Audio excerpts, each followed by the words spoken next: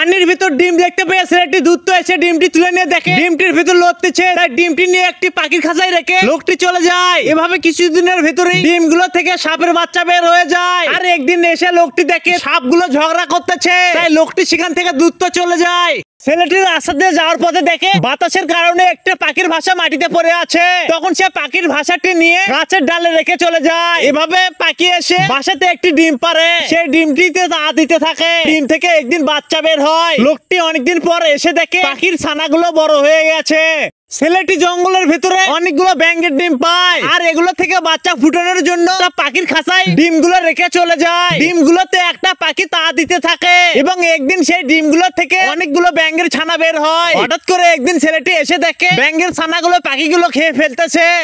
মাটিতে একটা ডিম দেখতে পেয়ে ছেলেটি ডিমটি তুলে নিয়ে একটি পাখির খাঁচায় রেখে চলে যায়। সেই ডিমটি একটি প্রকৃতির সাপ দেখে সাপটি এসে ডিমটি খেতে থাকে। তখনই মা পাখিটি এসে সাপটিকে তাড়া করে। লোকটি এসে দেখে পঙ্কিরাজ সাপটি উড়ে যাচ্ছে।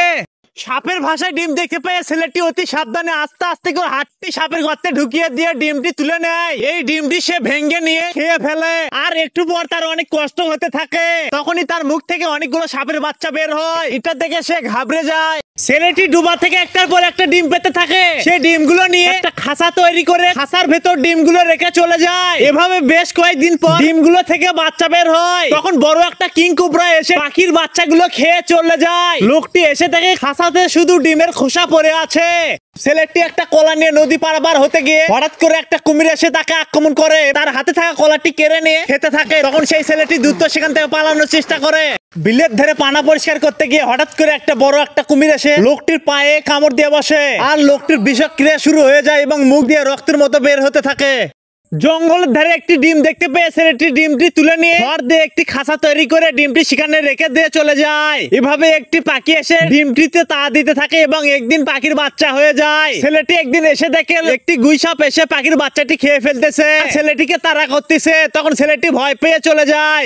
একটি খাঁচায় পাখি ডিম পাতিছে। তাই দেখে ছেলেটি এসে ডিমটি চুরি করে ভেঙে খেয়ে ফেলে। এরপরে তার গালা ব্যথা শুরু হয় এবং মুখ থেকে একটি পাখির বাচ্চা বের হয়ে চলে যায়। জঙ্গলে যাওয়ার পথে ছেলেটি একটি কাঁচের গ্লাস খুঁজে পায়। আর এটি নিয়ে সে ভাবতে থাকে এবং কাঁচের গ্লাসটির ভিতরে কিছু পানি ভরিয়ে একটি পট থেকে এক চামচ হলুদ দিয়ে গ্লাসটির ভিতর ঢেলে দেয়। হলুদ দেওয়ার কারণে চারপাশে ন্যাচারাল ভাবে আলোকিত হয়ে যায়। দেখে ছেলেটি অনেক অবাক হয়ে যায়। জঙ্গলে দুইটা ডিম দেখতে পেয়ে ছেলেটি ডিম দুইটা তুলে নিতেই দেখতে পায় তার দিকে একটা ড্রাগন ধেয়ে আসতেছে। সে সেখান থেকে দ্রুত চলে যেতে ধরে। হঠাৎ করে ড্রাগনটি এসে তাকে আক্রমণ করে বসে। সে বাঁচার জন্য ড্রাগনটির সাথে ফাইট করতে থাকে।